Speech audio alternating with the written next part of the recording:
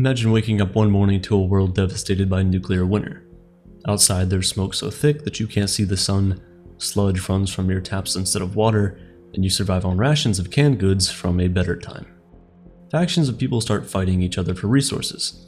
Food and clothing become luxuries. Life has become a bleak and joyless battle for survival. All because of World War III.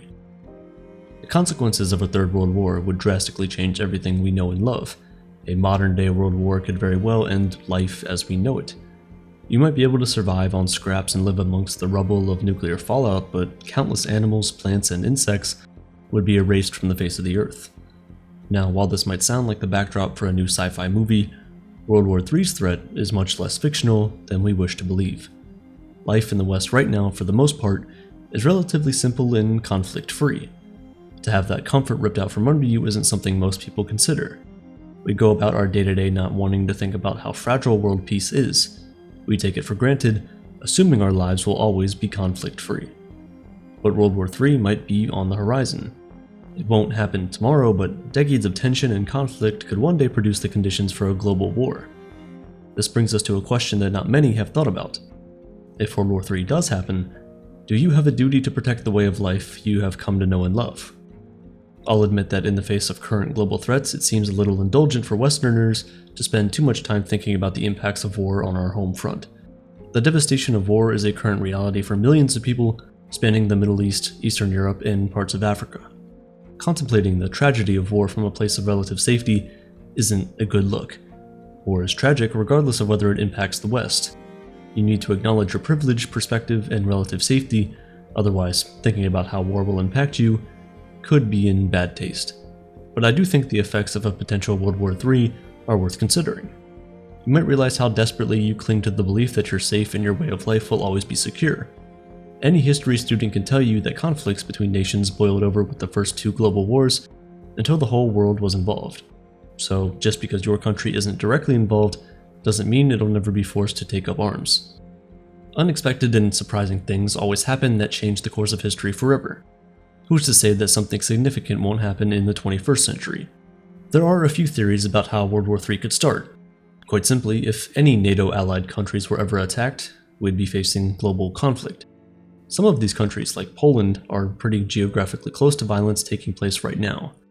If a NATO country is threatened, major powers like America, Canada, and Britain will be forced to act.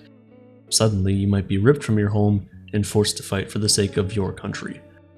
Also, the world's current political climate isn't what I'd call stable. Across the globe, political debates are heated. I think it's safe to say that many modern-day leaders have big egos and are more hungry for power. Politicians fight on social media, and sometimes it seems like they care more about entertaining the masses than properly governing them.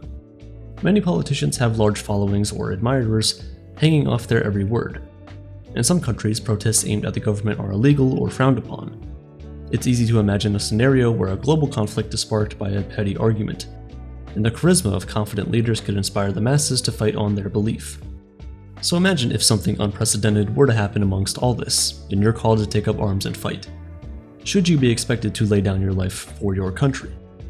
Before we answer that question, I want to take a moment to thank the sponsor of today's video, Brilliant.org, the best place to learn anything STEM related. One of the problems with nationalism is that it often encourages groupthink. To prevent this, you need to develop your own critical thinking skills and learn how things like logic and probability work. If it sounds difficult and time-consuming, honestly it doesn't have to be, thanks to Brilliant. Every lesson on Brilliant is designed by a team of award-winning teachers, researchers, and professionals with hands-on problem-solving sections that'll allow you to interact with the subject matter you're learning. This makes it much easier to understand and also makes what you're learning a lot more memorable. Brilliant is great for everyone, whether you're interested in STEM subjects or you just want to become a better thinker and make better decisions in your day-to-day life. What's great is that the courses are also really short, so you can complete them within minutes, while you're waiting for a coffee, on your daily commute, stuff like that. I recently took Brilliant's How LLMs Work, and it helped me to understand how large language models like ChatGPT and Google's Gemini work. To try this course and any other course Brilliant offers for free for 30 days, go to brilliant.org/aperture or click the link at the top of the description, which also gives you 20% off an annual premium subscription. Back to our story. That's a loaded question.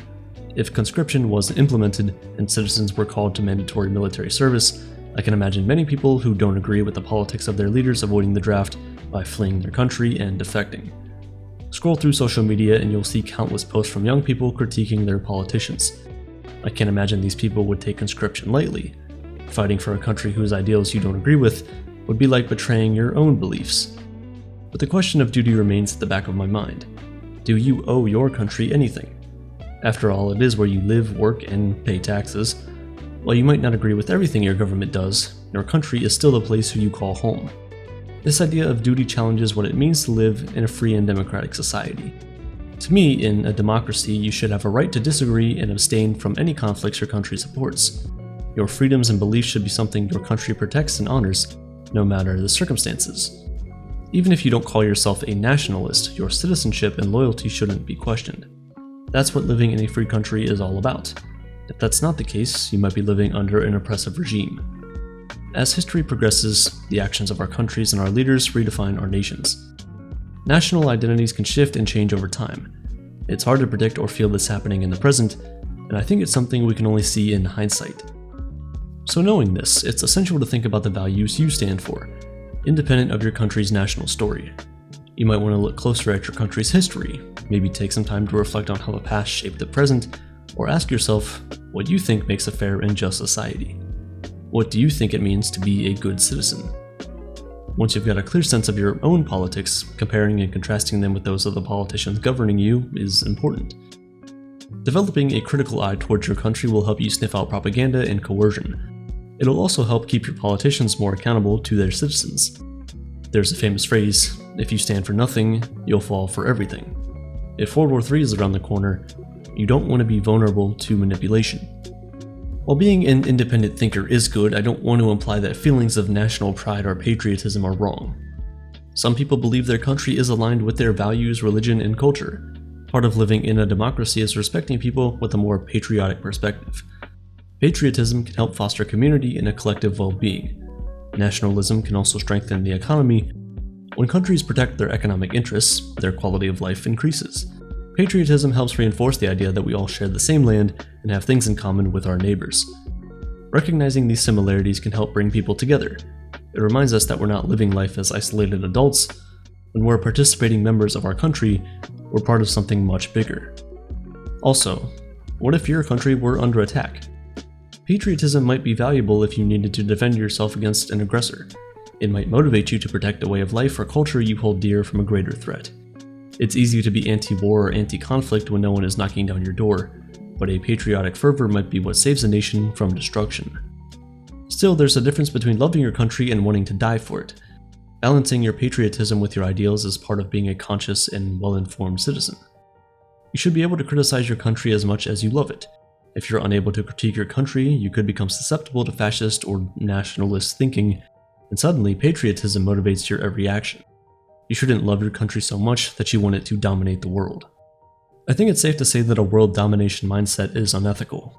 Maybe part of being a patriot is respecting that other countries have the same right to pride and enthusiasm that you have about your country. But to expect that from the most diehard nationalists might be optimistic or naive. After all, patriotism and nationalism have a bloody history. While you work out how you feel about belonging to your own country, World War III might be looming, and if it does happen, conversations about duty and patriotism will be at the forefront. But I find it interesting that we usually only have these conversations in the context of war, and that these concepts are only linked to belonging to a country. Because countries are man-made, borders were often drawn without regard for land formations or ethnic groups. Patriotism and nationalism are attitudes associated with the countries we created, not the communities formed after hundreds of years of raising families. So, who says they can't be feelings we change or dismantle? What is the psychology that motivates patriotism and nationalism? Could there be a way to channel these feelings towards more progressive and peaceful endeavors? At the core of nationalist and patriotic feelings is the urge to protect what you have. You want to conserve a way of life because you think it's good. You might want to share that way of life with others or think it's the best way to live. War is a very obvious and emotionally charged threat to what we love, but it might not be the biggest challenge we're going to face. What about the climate crisis? During World War II, people used less gas, gardened from home, scrimped and saved what they had for the war effort. Yet it's difficult to motivate people to do similar things in the name of saving the planet, even if climate change is a bigger threat than violence. The reason it's difficult to motivate people to fight climate change is because the enemy is within. War provides one common enemy, one big scary face. It represents something other than ourselves, a force evading us to steal what we have. It's easy to band together and fight against it within that context. It's more difficult to look inward and tell ourselves the truth about the consequences of our actions. Instead of applying nationalist thinking only when facing an external enemy, why don't we turn inward and use nationalist thinking to rally for investment in better infrastructure, healthcare, or education? Why can't that be our patriotic fight? Protecting what you have is one thing, but it's even better to see its potential and want to make it even better. Also, considering our interconnected global world, it's becoming more evident that nationhood is fragile. Sometimes we have more in common with people in other countries than we do with people in our own. We can see that we are all connected. We rely on one another globally to survive in this world. Causes and conflicts aren't so small and local anymore. They involve the global whole world. We have an international responsibility to one another. Patriotism and nationalism may be out.